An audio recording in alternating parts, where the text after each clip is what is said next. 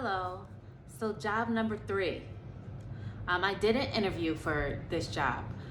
It was actually a family friend that asked if I can just come kind of help out in the practice. I wasn't working. I had just quit job number 2, and so I needed a little extra money. So I didn't find any harm in coming to help out. They didn't have any full-time positions, so I was just there to pick up a few days or two here and there whenever they may need me. It was a pulmonary practice, and I agreed to just kind of help out. So the first day I pulled up to the office, the parking lot was packed. I found one parking spot way in the back. The one thing that I did notice is the line was out the door. I was just looking around like,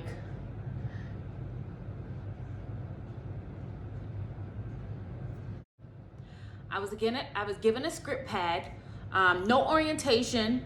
I started seeing patients immediately, no expectations. I was just there alone, it had to be over 100 people there to be seen.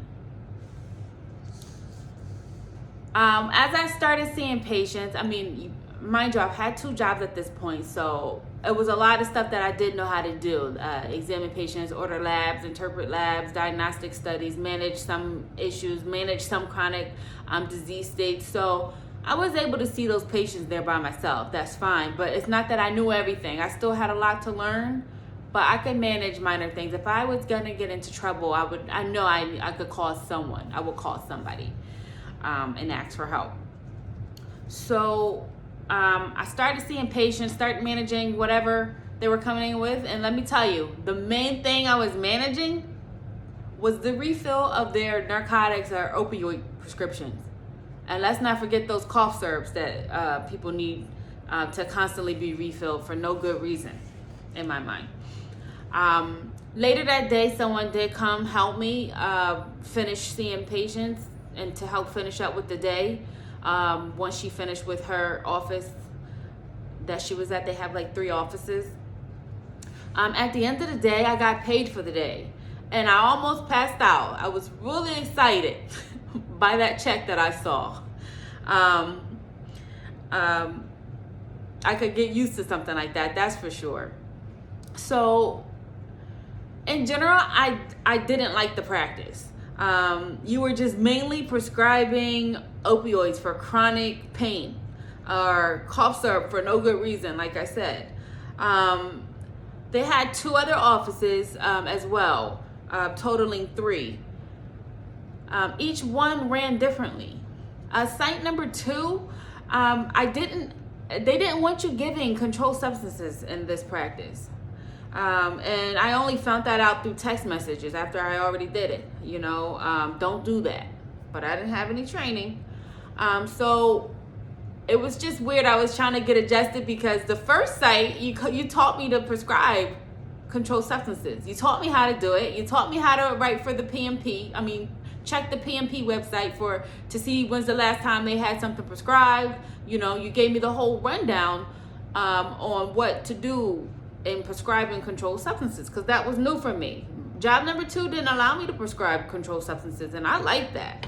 The answer was no. We're not going to do it. So that was site number 2. They didn't want you prescribing controlled substances, so then I had to change the practice a little bit because that's what I was used to for, this job. So I didn't do it.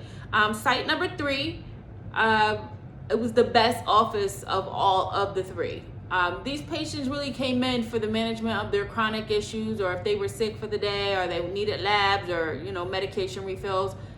This site, they weren't interested in controlled substances or narcotics. I only helped out about 2 to 3 days a week if they needed me, but I didn't see me ever wanting to work full time for this practice. It's not the kind of practice that interests me. It wasn't long before I found a full-time job, and I decided to let them know that I wouldn't be available to pick up the extra days to help them. But I was really, really appreciative for the opportunity. I brought them cards. I brought them some chocolates to show my appreciation. And I did let them know that I wouldn't be available to work the few days because I was going on to a full-time job at that time. So that was the end of that.